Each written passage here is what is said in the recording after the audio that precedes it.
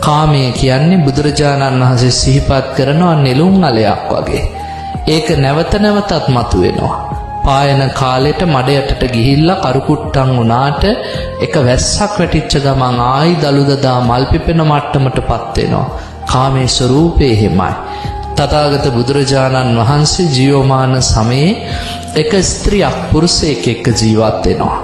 මෙහෙම ජීවත් වෙද්දී ස්ත්‍රිය අනියම් සම්බන්ධයක් ඇති කරගන්නවා පුරුෂයාගේම අයියාත් එක්ක.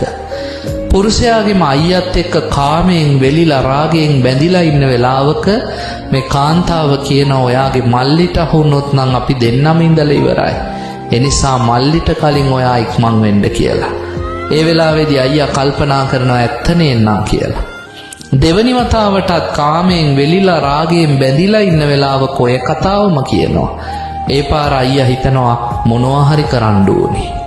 නැවතත් හොඳටම ලං වෙලා කාමයෙන් වෙලිලා රාගයෙන් වෙලිලා ඉන්න වෙලාවක කියනවා අපි දෙන්න අහුනොත් නම් ඔයාගේ මල්ලි අපි දෙන්නවම මරයි.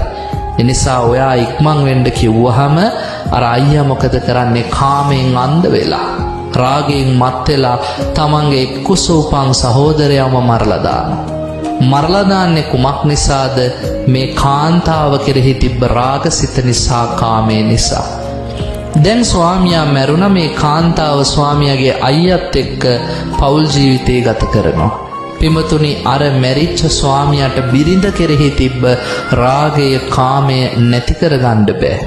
එනිසාම මේ පුරුෂයා මැරිලා ගිහිල්ලා ඒ ගෙදරම බලුකුක් එක්කලා ඉපදුනා.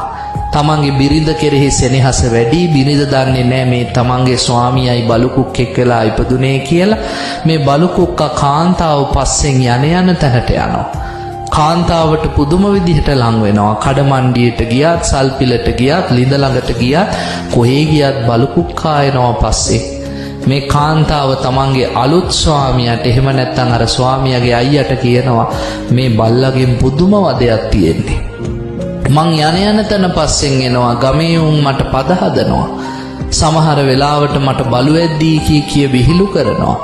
මේ බල්ලට මොනවා හරි කරන්න කිව්වහම මොකද කරන්නේ? අර ස්වාමියා මේ බලු කුක්කව මරලා දානවා. බලන්න, තමන්ගේ අයියාති දෙවනි වතාවටත් මැරුම් කෑවා කාමයේ නිසා.